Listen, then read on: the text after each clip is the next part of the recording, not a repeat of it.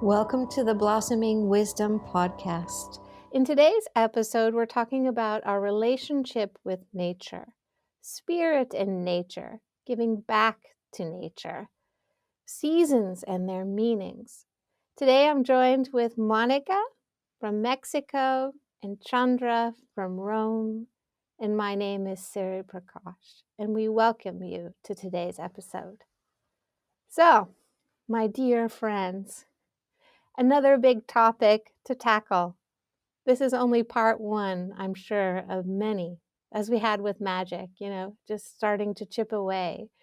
But we were discussing in our planning of how nature and our relationship with nature, what it is, what its meaning, right? And so maybe we start with Chandra today and hear from her. She just came back from the mountains in Italy. Yes, and hear about her relationship with nature. Yes, hello, I'm glad to be back here. And well, when I was a child, I felt nature very strongly. It was probably the thing in the world that I felt the strongest. I had not only one imaginary animal, I had like 10. And were many different wild animals that I imagined walking with me, even in the apartment in Rome where I grew up. So I didn't really grow up with so much contact to nature in the daily life. But even in the little garden, I am sure that for most of the kids is like this, even if you just find a city park, even a small one, you can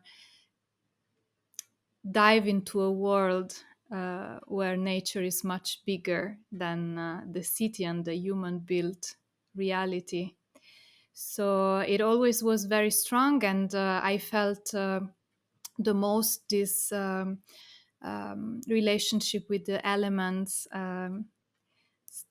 I didn't know anything. It was just a spontaneous love for the sky, and because we had a big window with a lot of view, um, and so the sky in Rome is especially marvelous, and the clouds take a lot of different shapes. So this was something that I loved to observe, and sometimes I would even cry because it was so beautiful. And I used to sing a song to the wind that I made up to honor the wind, Okay, we want to hear that. and so on. Oh, it was like wind blow, blow wind. Please do it for us. Okay, but you have to sing it in For Italian. oh no. Yeah, come on. I was like 7 years old and I loved to make up songs, and this was really touching for me. And so I used to go on the balcony, probably with my hairbrush as a microphone or something, and to just sing to the wind. And nobody knew about it, right? So this is a first of this song being out in the world. And it was like, vento soffia, soffia vento, dai fallo per me. Per il mio cervello ed il mio cuore, something like this, like for my brain and for my heart, because it really felt nourishing. And the same goes with water and fire. So I really felt that a lot.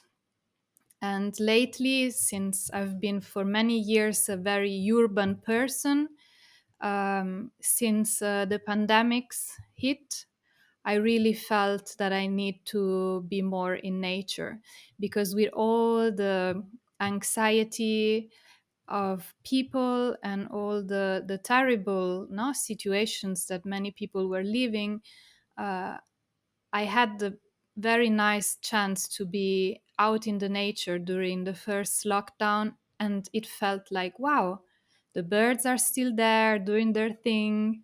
The leaves and the flowers and the fruits are coming just as it is natural. And so it felt like it's a big neurosis of us human beings, still being dramatic and everything. Of course, I'm not taking it less seriously, right? but it felt like the rest of the planet was actually doing fine, if not better, because we stopped doing many things that are highly polluting, also in a way with the sound pollution. So it was much more silent, and I felt like I need to go and live in nature for the first time in my life, but I'm still in Rome. Well, thank you, Chandra. I'm sure Thank we'll you. hear more about this. Actually, I love your song. It made my heart just really melt. I think it's so Oh, beautiful. It's so sweet, you know? When we're children, and I have something I want to add to this later, but you know, when we're children, with like where there's so much easier connection, we just go into state so fast. So Monica, you living in Mexico and connected with jungles and stuff, but you also just came from the redwood forest. So I think you're kind of the one of the three of us who travels actually seeking nature, like Iceland and Ireland. Like there's something about you in this wildness because you work with herbs and this healing tradition. So let's hear from you about your relationship with nature. Yes, okay. I have so many things to say. First of all, Chandra, that song was beautiful. It was so beautiful. And then I was thinking also, and going back to something that Chandra was saying, how I feel that in the past 3 or 4 years, I feel that everybody's trying to connect to nature more. So I think it has to do with like the intensity, because it's not like nature wasn't there before, or that people were not appreciating nature, or maybe people weren't. But it really feels to me that lately there's this internal urge that we are feeling to connect to nature because of what Chandra discussed, and maybe because of everything that's happening in the world, like in a like practical level, but also, in a more spiritual level. So we have no other option but to connect to nature. And so that's one part of the conversation. And then I was also thinking about my relationship to nature when I was little. And I don't know if this is silly to say, but I remember when I was a child, like when I grew up in a small town and nature was all around, but you don't think that life, like the life you have, is your normal, right? So you are not seeking for something that comes later in life for me, because back then, like you are just living your normal, and then you have like the mountains around you, or at least in the kind of childhood that I had. I remember I live in my house was really close to one of the biggest trees in the world. It's really famous, this tree.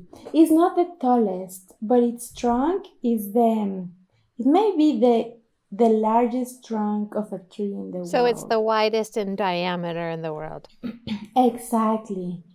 It's the widest in diameter. And I remember because people will come to this place where I was living, and they will be taken, like, people, foreigners, and then um, they will go to this tree. And I remember it was almost like a magical portal, because people will come, and these little kids from the town will give tours, and they will say, like, look at this tree. It's like so special. And then you can see, like, anyway, the kids were just being funny. They said, you can see the face of a lion in the trunk of the tree. And it was a little bit of a performance.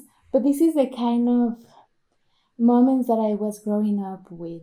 And I didn't think too much of it. And then after a while, because I always been a little bit of an explorer, I was like, oh, I have to go. And then I was traveling to so many places. And going back to your question, Siri, like recently, I was doing more traveling into nature places around the world. And for example, going back to your question, the red forest, I think I've never seen redwood tree until a few months ago. But even if I've had really strong connections to nature in Mexico, just going there and experiencing what that was, and just being among those really old and tall trees, was very special. So I find that no matter how connected you are with nature, you can always go into these new spaces with like an open heart, and and feel something different. And maybe that's also what happens when Chandra comes to Mexico and she's like, oh, this is so magical. And I'm not saying it's not magical, but I'm like, yeah, I guess it's magical. But then you go somewhere else where it's different. And we've talked about this conversation on our last episodes, right? We're going to Iceland, that's so different from Mexico. I remember in Iceland, I was like, oh my God, I'm in another planet just by being in nature there. Thank you, Monica. What about you? Well, I don't have such romantic stories. So, when I was a little kid, I used to lay in the lawn, the grass on the front of the house, and I would stare at the sky and I'd beg for them to take me back. There was a sensation when I was here, this is not my place.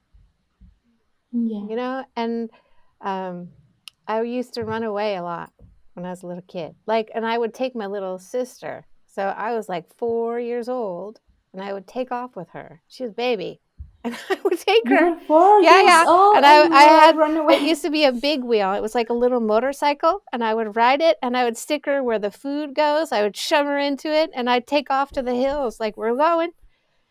And I used to think that if I made myself like a mushroom, if I, this is in my mind, if I make myself into a mushroom, they won't find me.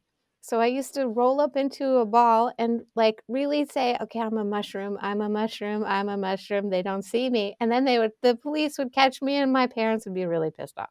So I didn't have this, I didn't have this kind of relation with nature, It was more like, although I think that the stars and the galaxies are nature, right? But I felt I didn't have this sense of I'm free in the nature. I mean, I grew up in California, oceans, mountains, and I loved the sea. If you get me into this, I still love the sea because it's wild and unpredictable and untamed. And it felt so connected with my inner nature.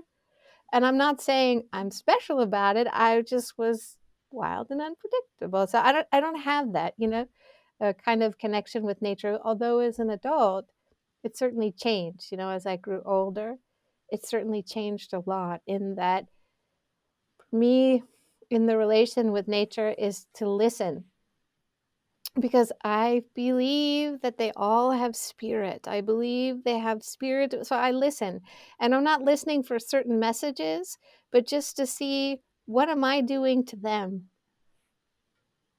What am I doing kind of to them in some way by walking? Because, in the stories, in the Vedas, and also I know in indigenous cultures, and the Vikings too, is that there's certain parts of the forest where you have to, like we were talking about, you have to have permission. So for me, even kind of being here was like, okay, I'm in a foreigner's place. I need to ask permission. Like you're going into somebody's home that you don't really know. Right. Yeah. But it's changed a lot, and now, in just in my day, I have a deep relation with birds, and now somehow I have it with a hedgehog who lives in my garden.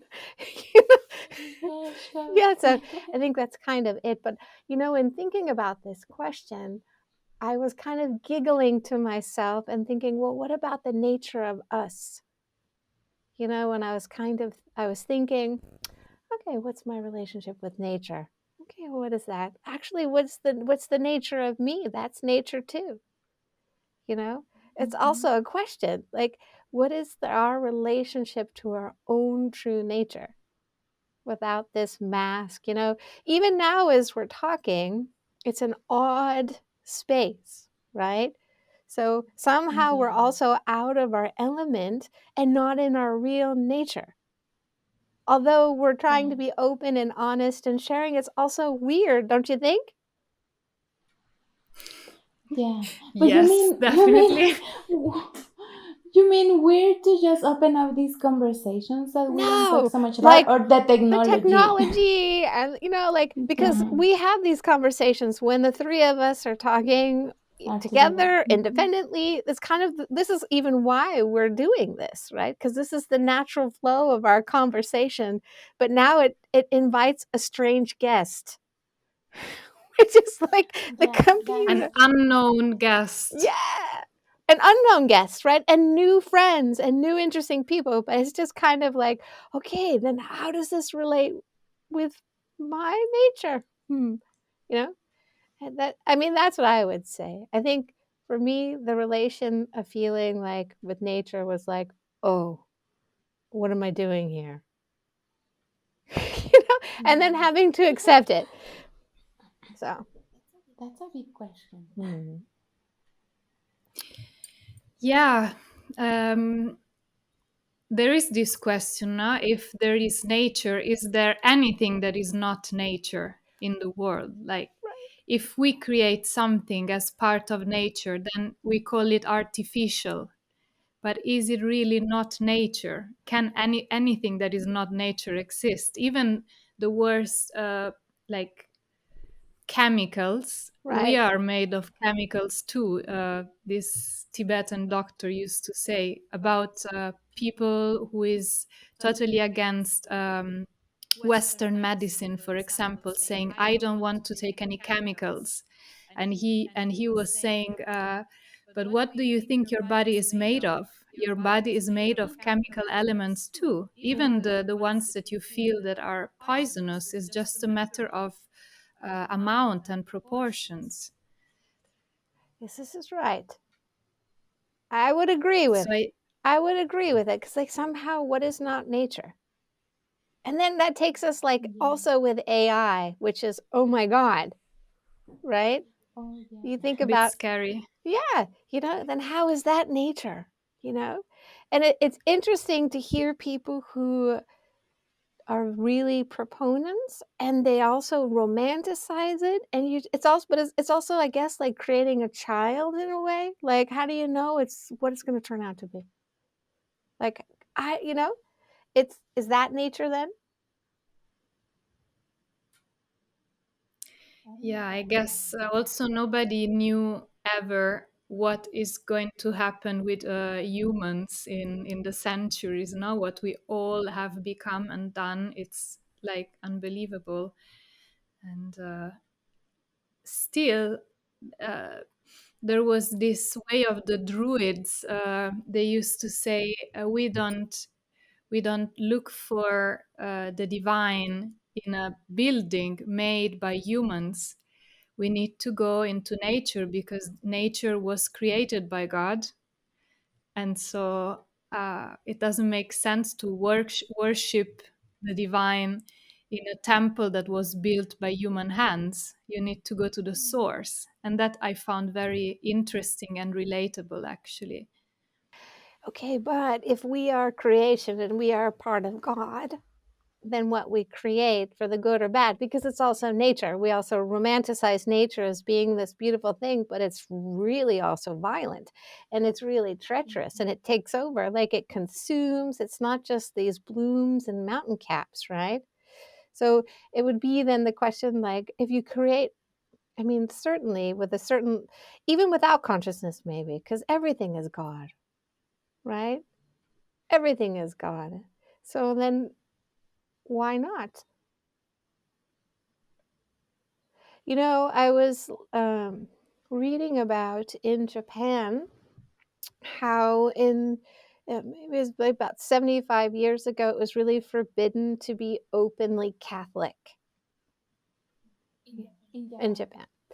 And these Catholics that were underground would go into nature and then find stones and put stones together, make the sign, make the cross, and then have their Sunday worship in the forest with stones assembled as if it was the cross of Christ, right? And then they would add a part of their Buddhist ritual to it of then disassembling it. And I thought, wow, that's really beautiful. Like, that's And really that's beautiful, because they really had to think about it, figure out the system, go into nature, and then there's nothing between them, and there's risk. There's all this beauty in it, but they're still creating with nature. Okay, so Chandra, you would agree, you would not agree that worshiping in temples, or would you just say it's an interesting point? No, I think it's interesting because this is where it's not the first point, but this is one point in which we create this separation between us and nature and the subject and the object. Now it becomes very philosophical here, but I just want to say that this is also the base, the conceptual base for what then man started to do with nature, like to exploit nature, because it's not part of you and you are not part of her. And this is why relating deeply with the elements and feeling them in you can make you feel, this is another Tibetan teaching, can make you feel like there is no separation, and therefore you wouldn't even think about hurting nature or causing a damage, or like all these things that at an industrial level happen every day since a couple of centuries, if not more. Because before, also, this danger of nature was untamable. And so there were all these stories, and people were scared. And sometimes I still had this kind of discussion with people living on the countryside or in the mountains about, for example, being vegetarian, or about oh, it's so nice that you have this and that snow or this condition. And for them, it was just very difficult part of life, a very difficult challenge to face every season, or every time a wild boar or a wolf would come, or a fox to steal the chicken, like sometimes also this romantic view is part of a detachment from nature, because if you live in the city, you can just go on holiday in the forest or at the seaside or in the mountains, and then you don't really live in nature. You don't have that challenge. Right. I mean, yeah, I think, this, in, I don't know, in my experience with Tibet, and also even having a conversation with the Dalai Lama directly when I was 14 years old and having a big fight with him about it. Yeah, about him not being a vegetarian, because at the time Mm. I was I was in a punk rock band, and he wasn't like very popular to the West at the time, so it was easy. And my mother was really into this, esoteric following. She was a Paramahansa Yogananda student, and so we went and saw him. And at the time, I had just finished this book, Slaughter of the Innocent. So just had this like really rebellious thing, and I had this assumption that all of the Tibetans, they moved things so they wouldn't hurt bugs, that they moved things so they wouldn't disturb stuff. And he schooled me on that, and he said, well, I would like to not do it, but I do it. And I got so angry at him because I thought, oh, what, and then I also saw later in my years, like, it's like, you know in with farmers in particular, and of course to regions, people have to eat in harmony with what their surroundings are. So what should the Eskimos do, really?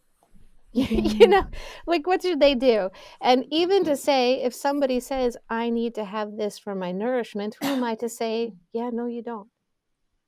Right. So I think living closer to land, there's a different understanding of how the cycles of nature is working, and they're making a choice for themselves according to that, right? Like you were saying, if a fox comes and steals a chicken, or if, a deer gets hit by a car, what do they do with it? They don't let it go to waste, because they have to harvest and take what they can, right? Whether we like it or not. It is just so. Monica, what do you have to add? Yeah. Well, on this later topic, I learned to be more open-minded and more flexible, especially like in the past few years when I came back to Mexico, because I agree with you, Siri, and here, like a lot of the farmers are like not vegetarian, and I wouldn't say they are not spiritual or they are not connected to nature. You know what I'm trying to say? And it's a lot about that. Is and it's also what Chandra is saying, is not romanticizing nature and what living in nature means for them. It's totally different. So yeah, they may have their chickens and their sheep and maybe they eat the sheep, but they do it with such respect, in my opinion, because I've also had very heated arguments with people that are really, really strictly vegetarian, and I never know how to win the argument. Excuse me. But yeah, and it's a different way of living. On some people, and I do respect everybody's opinion and point of view, but I also am a big believer that what works for you maybe doesn't work for me, and maybe that doesn't work for another person. And as long as there's mutual respect, I mean, it's not that I'm gonna go and like do something violent or like make you eat meat if you don't want to. But who am I to say like why aren't you a vegetarian? And even people that are like I'm not using anything made out of leather, but in some towns here you can see how they using this part of the animal is part of their sustainable way of living, which some people may not believe on it, but it's very interesting to go on that side of the conversation. Yeah, Here. I mean, also when we talk about a relation with nature, we can also see how fast fashion really affects the nature. And you look at how these people, not only as humans, are living to produce this, and then what happens. You know what I mean? So you can see all the people saying, don't eat meat, don't do this. And then they're still going into these big companies buying fast fashion. Like somehow, okay, which is worse? Anything, I think what Chandra is going back to, what she was kind of one of the points that she was making was anytime that we maybe industrialize something, we separate from nature. Maybe that's like a strong point, that whether it's in building and manufacturing and maybe even in producing medicines, who knows, and then looking at clothing and animal farming and all these things, then we start to create a separation, like entrenched deeply with nature. What do you think, Chandra? I have to say, and this just came to my mind, there is one thing that really scares me or makes me feel very, very uncomfortable. And this is being in a very, very artificial environment. Like when you are in a hotel where you cannot open the window because it's only AC, or everything is completely, I don't know how to say that, but like, yeah, industrialized, artificial, and now I seem to contradict myself, no, from what I said before about everything is nature, but still I have this feeling that when I'm in an environment that it's too boxed, like I could never imagine living in Dubai, for example. You have been there, and this for me it creates anxiety even just thinking about it, to live in such a place that has its own rules independently from what the weather is or the season or the natural environment. And this really makes me feel not good. It makes me feel like this is the worst prison, or would be the worst prison for me. Right. But, I can say in Dubai, like I was stuck during when everything went down for 6 weeks in a hotel room and the window didn't open because, they have it for this because of sandstorm and heat and all that. So that was really hard. And you had to like make the best of it. So it was a good game to play with God, right? The hand of God coming down, going, ha, ha, ha. But I can say that there, the homes of the people aren't like that, you know?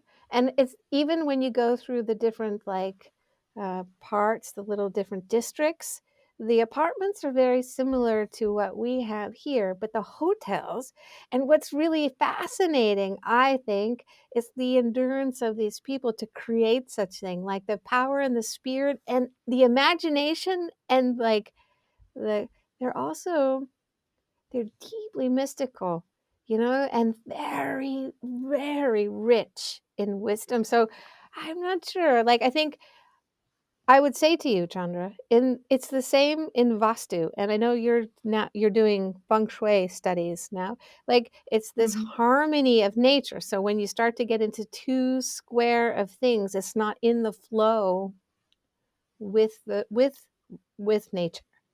And so maybe that's where it starts to feel tight. Because I would agree with you, if it feels too square, too boxed, too controlled, also with how even like for me the chemicals in those places, and I don't mean chemicals but just perfumes, is a Mm-hmm. little bit like my whole system just goes, oh, that is a little bit hard for me. But I don't know. I think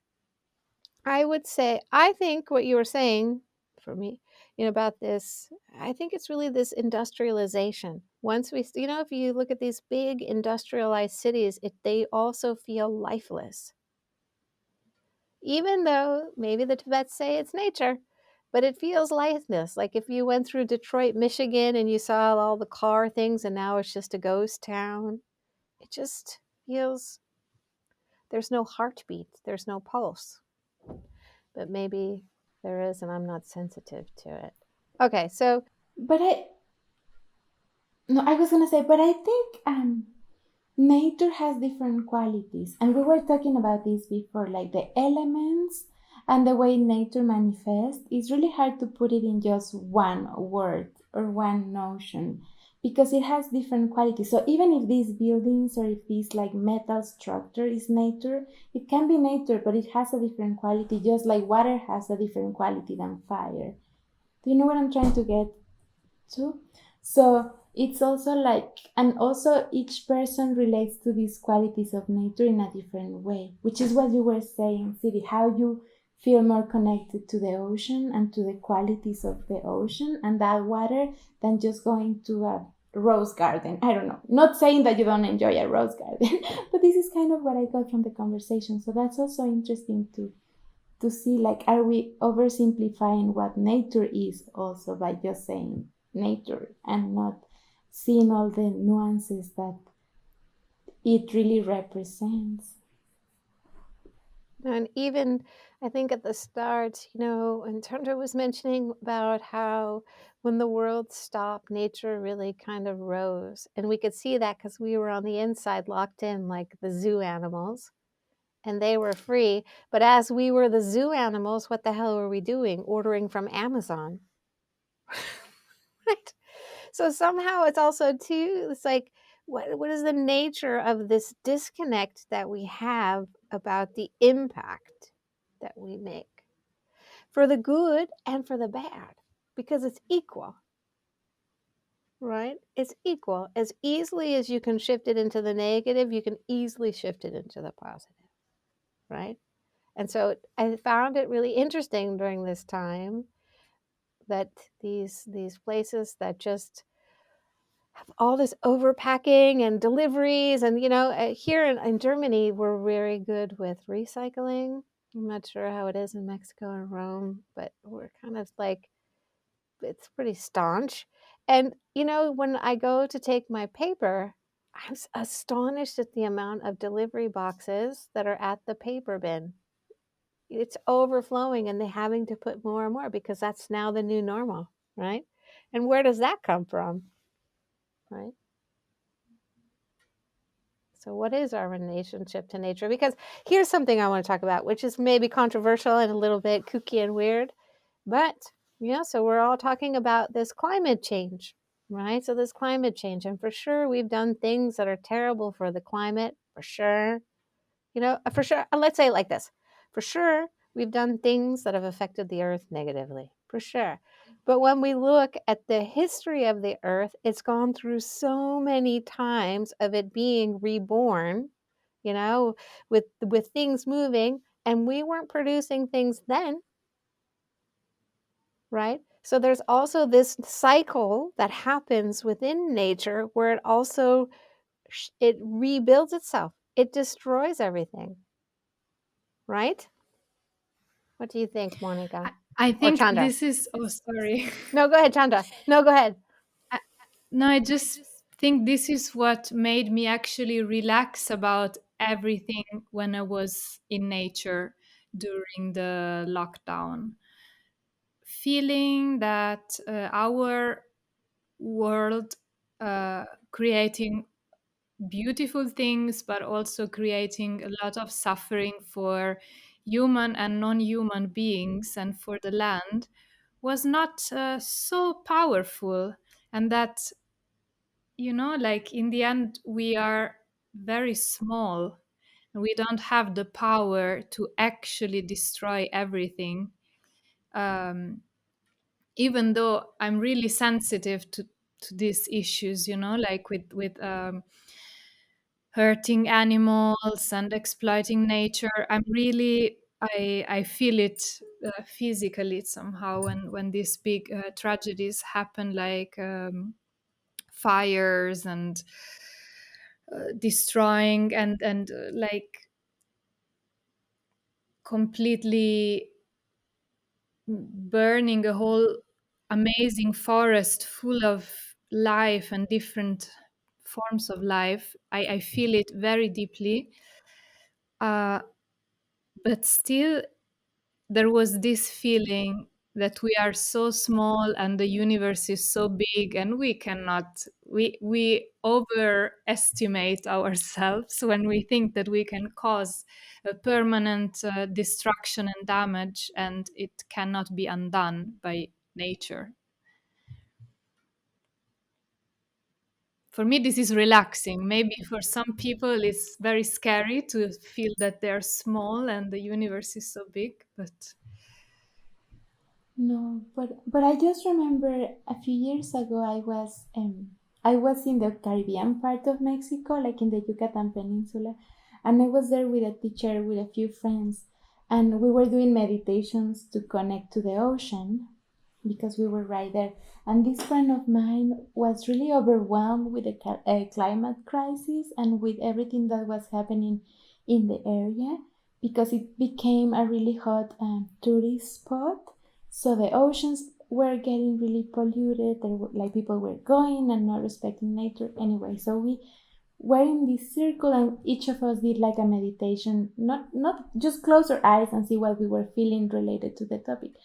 And then after the meditation, she started crying, and she shared with us. And she said, "You know what I came to my mind?" She said, and she said that she felt that the ocean almost said to her, like, I'm gonna be okay. I'm the ocean. Like, you have to worry about you humans because I'm the ocean. Like, I can clean myself. So it really made me think about this and about what you're saying, Chandra, and how, in a way, this climate crisis, it's also a human crisis. Like, it's not that we don't care, or that, and going back to what you were saying, Siri, there's these cycles of destruction and being reborn. Even in nature, is like that. Like, flowers die and then new blooms come, but even in that is like trying to see the crisis that's happening within our own humanity that's creating this impact. Like, why are people just like destroying forests? Why are people starting wars? And I don't know. It made me reflect on that. I'm just thinking that nature is gonna be fine. Right, but it directly reflects to what's going on inside of us. Like Yeah, why we have this inner violence within yeah, ourselves. Why we have this this sense of ego within ourselves. I am. Like, you know, like somehow, because it's true, through these cycles, something, whether it was Shakti, or if you think of the, creation consciousness, whatever it is, it just dissolves, digests, eats, and then starts again. redistributes. It dissolves Yeah. and does a thing. We have we're only even here for a moment when we think about how old the earth is.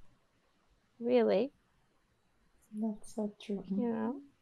And we can see things that have been extinct. So maybe we're next on the list and robots will take over.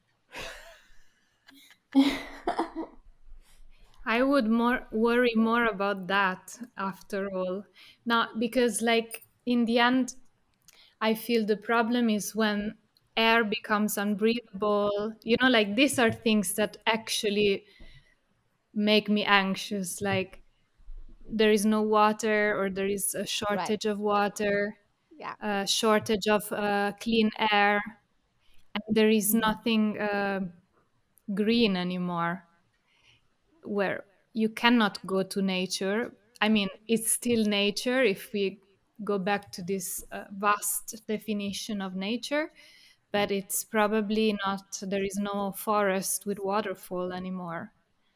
Right. And we And see that the now. sun is too strong. And, Yeah. you know, like this is scary. Yeah. We see that now, though. Like we see that now. It's like for all over the world, it's just been hot, hot, hot. Right. Exactly. It's more immediate than people thought. Like even there's like big water, like dryness. What's the name in English? Anyway, like we're having problems with water in Mexico. Like especially the north of Mexico doesn't have water, and so it's real. It's here. It's not something that's gonna happen maybe in 50 years. Right. I mean, as you look at these floods in Pakistan and like just all over, like so somehow, like in some way, we want to be global and being able to trade and conquer and have mighty individual self, but then we do very little to reach out to help when we actually can globally to help other people authentically, right? So even though we think that the world is so connected, like even if we think about, and I want to shift the conversation a little bit into healing with nature and talk about this, if we look at even like how the internet is working, is built on actually how mushrooms connect. It was part of, it was the Yeah. foundation, right? So we have this amazing technology where we can actually do a lot of incredible things and also terrible things because maybe it's just the nature of the human, right? And levels of like what they are, and it's all God, you know. And now, if we look and see how it was created based on how the network of mushrooms work in the forest, isn't that interesting? Mm-hmm. But I feel like a lot of technology or a lot of these creative solutions using technology come from people studying nature. It seems to me that way. Hmm. What do you think, Chandra? Yes, it's like probably about human inspiration. Like where do you get your ideas that you then develop only from what you see around you? Maybe it is less obvious with new technologies, but still all the sources are there, even now with medicine using different parts of animals, you know, like all of what we do is inspired by nature, even the most artificial things in physics, in chemistry, in biology. Right. You know, there was something interesting that they were talking about how there was a joke that they were making about it that, you know, how we replicate so many things from nature and use so many things and then cross, like you were saying, we're using parts from animals, creating things that make our organs work and function better and so on. You know, even growing meat in a lab, like doing all these weird things, you know, just like where we think we're God creating way, right? But we can't make Earth. We we can't make Earth. Like from scratch. Mm-hmm. It's like the one thing that stops us. So, talking about creating Earth, let's talk about how healing with nature and in your lives, like how you work with healing with nature. So let's start with Chandra. Oh, well, as I was saying before, it was always something that gave me comfort or made me feel there is something bigger, made me feel part of something. Then I think for some years I forgot about it a little bit when I was a teenager and, busy with some other things. And also at the time, it was not so cool. Uh, I remember I had a friend in high school and he was totally into animals and plants. We were studying like a classical gymnasium, like with ancient Greek and literature and philosophy and so on, Latin. So we were not so much into science and biology, but this friend was really passionate about, and he was living on the countryside, and already the other kids were making jokes about him because of this. And then he was like, "Oh, look at that lizard, it's so amazing," and everybody was laughing. And I felt like, oh, I feel just like that. I'm just not so open to show it. And then uh, he became a biologist, and he's now living in the forest in Ecuador and working with these crazy animals and working in preservation of nature there. So uh, I feel that at some point it came back to me, this big connection, and now I really feel a craving for nature. And every time I go, I try to look for these places, especially that are my kind of environment, as the ocean felt like yours, Siri. Um, Forest and water. And this is also something I often dream about since many years.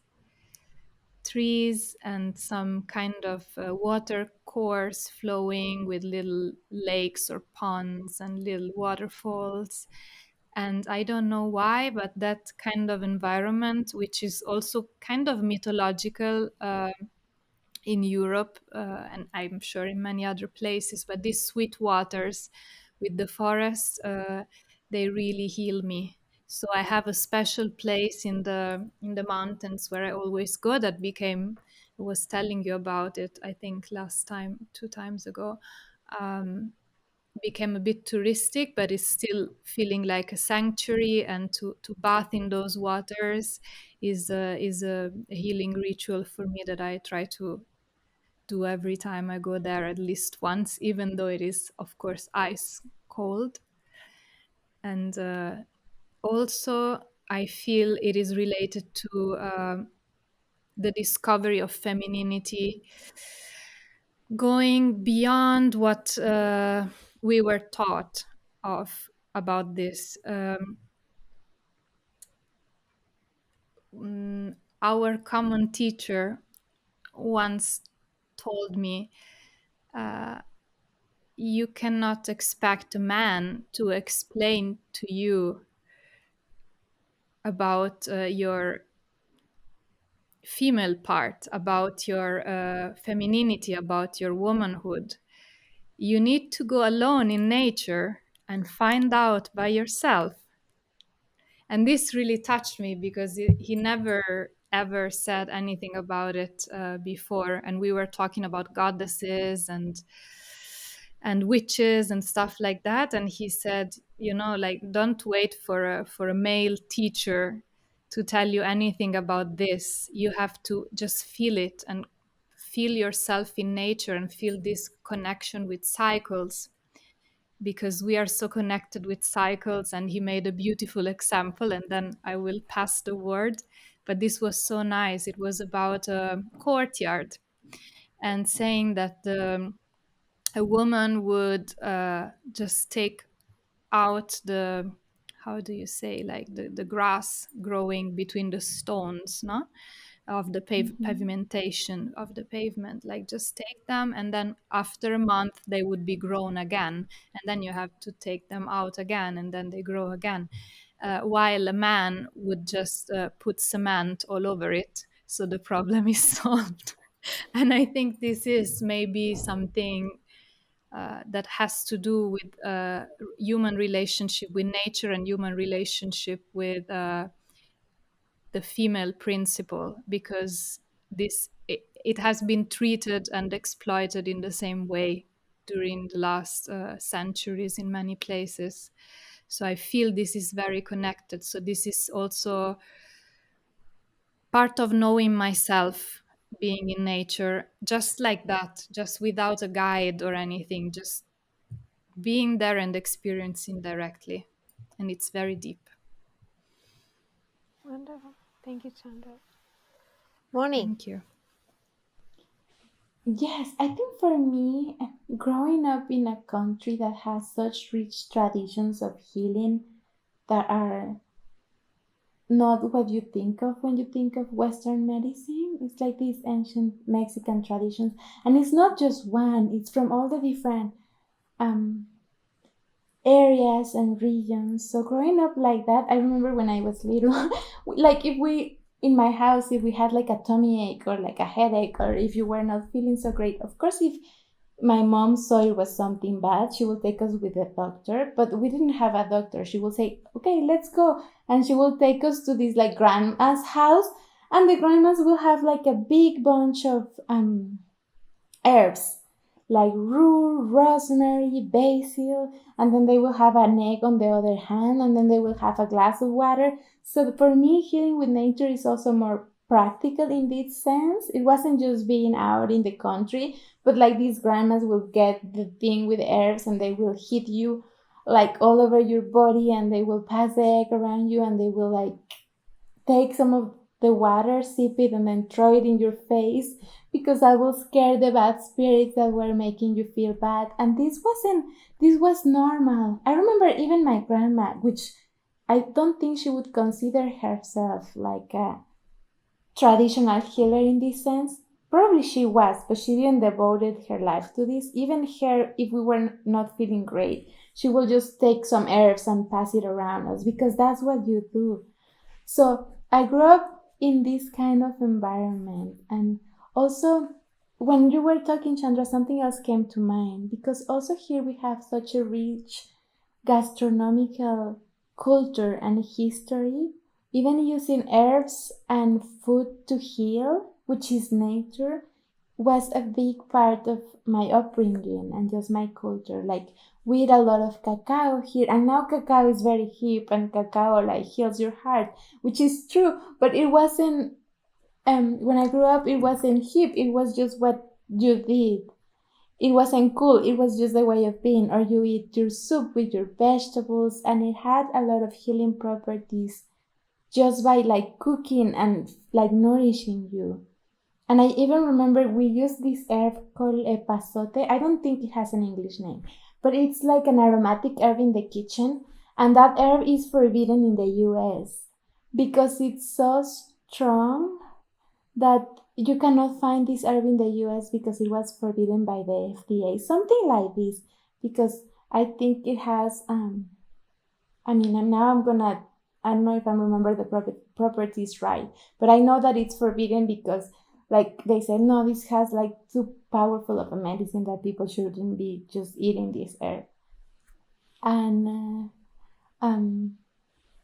yeah, and then recently I've been studying more about how to use plants for healing, because this is going back to our conversation at the beginning. I feel that as a collective we're all being called to connect more to nature, or at least this is the feeling that I'm getting. And then personally, I was drawn, after so many years of just meditating and just sitting and closing my eyes and finding healing in this way, something inside of me sparked this need of being more active in the healing process for me. So I started studying more about plants and how we can use them also in a subtle way to heal. Great. So it's interesting because we're going to get into that in our introduction episode and know each one what our kind of backgrounds are. But you're fusing not only from what you grew up in your tradition, but you're furthering your studies also with another tradition that's somehow connected with the same philosophy, but expanding upon it. That's great. That's great. I would say for me, healing with nature, you know, again, I was a city kid. Water for me was always healing. I think, I had a bad mood, bad day, took the hose, put it on myself. I just knew that before I walked in the house, I had to calm down. So this relationship with water for me is big, and the sky. Like there's those two things. But, in my family's home, we were not medicine prone. Like the world is really, I think mostly in the US, sorry to say that, but I don't watch TV, so I don't know here, but when I've traveled to the US, I'm always surprised at the amount of like commercials for this dysfunction, and so on and so forth. It's kind of it's very heavy. And but growing up in my home, we weren't like that. But if like there was an emergency, we went to the doctor. But my mom was like, "Oh, just do it like this." Like wait it out. Like, or just take this and do it like this, like it was never treated also as a big deal. It was like something it wasn't made hyper, let's say like this. But it was interesting when I moved to Europe in 99. I was so astonished to see also too here in Germany also too, they really don't just give things away. And I think that's also nice because they often will offer something else that's natural.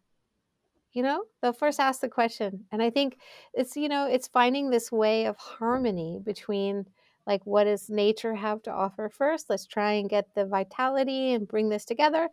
And then if not, we try the second thing. I think that's something wise because even with these chemicals, they're being reproduced from something of nature as well. Okay, so we're almost at our hour mark for our podcast. And I want to end on one conversation that probably needs a little bit more time. But what do you think about how spirit or how nature can be a spiritual teacher?